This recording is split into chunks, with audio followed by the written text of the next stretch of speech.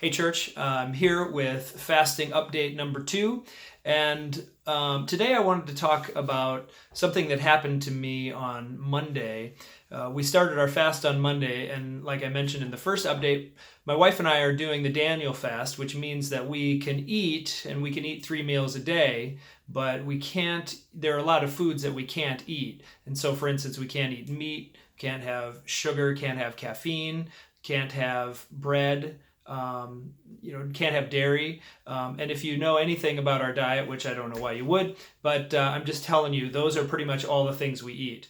And so we've had to completely change our diet. And what I found is that on Monday, it was making me very grumpy. There were some things that happened on Sunday night that we had to deal with. On Monday, our car actually got impounded, and so we had to go get that, and so I wasn't very happy about it, and we were very aware that we were grumpy because we weren't able to eat what we normally do. And as I thought about it, I remembered some of the mind games that go on when you're fasting, and one of those mind games is that it exposes the fact that so often we use food for our emotional regulation. And what does that mean? Well, it means that whenever we experience negative emotions like anger or sadness or fear, oftentimes rather than actually dealing with those emotions, we just find a way to make them go away.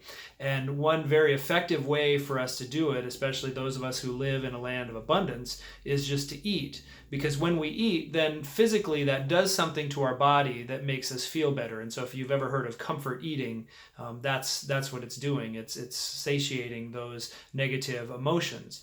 And so when you fast, you lose one of the main ways that you satiate those negative emotions like fear and anger and sadness. And so I found that on Monday we were kind of dealing with this, and as I thought more about it and thought back to some of the study that I've done on it, there are really a couple of things that fasting can do for this.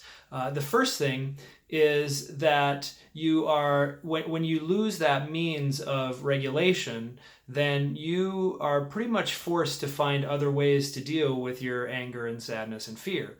And of course, the first way we do that as believers is we go to God in prayer.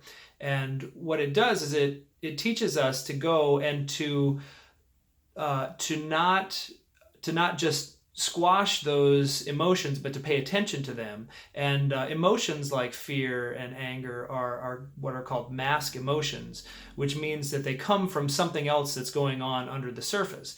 And so then what we have to do is rather than just trying to make those emotions go away, we have to deal with the underlying source of those emotions. And so what we do is in prayer, we take those things to God and ask ourselves, why am I feeling this way? Why am I so angry right now? Do I have the right to be angry? And then we take it to God. And the second thing that it does is then it slowly allows prayer, slowly it allows our connection to God then become our means of emotional regulation. Then whenever we feel angry, whenever we feel sad, rather than trying to make it go away, what gives us comfort, what makes us feel better is when we take it to God and we deal with it. I think about Jesus when he was in the desert and had been fasting for 40 days. Satan tempted him. And remember, one of the temptations was the temptation to turn stone into bread. And if you remember, Jesus' answer to that was by quoting scripture, by saying, humans do not live on bread alone, but on every word that comes from the mouth of God. And this is what he's talking about there, is that when we fast, we learn this truth, that we can be comforted not by making our emotions go away, not even by making our hunger go away, but by going to the source of those desires in the first place. And so what you're accomplishing here when you're fasting is not just doing some prayer time and that, although it is effective to fast and to pray, but it's also helping you to develop a deeper connection with God as you need to deal with your emotions. And take them to Him rather than just making them go away. So that's just the note for today.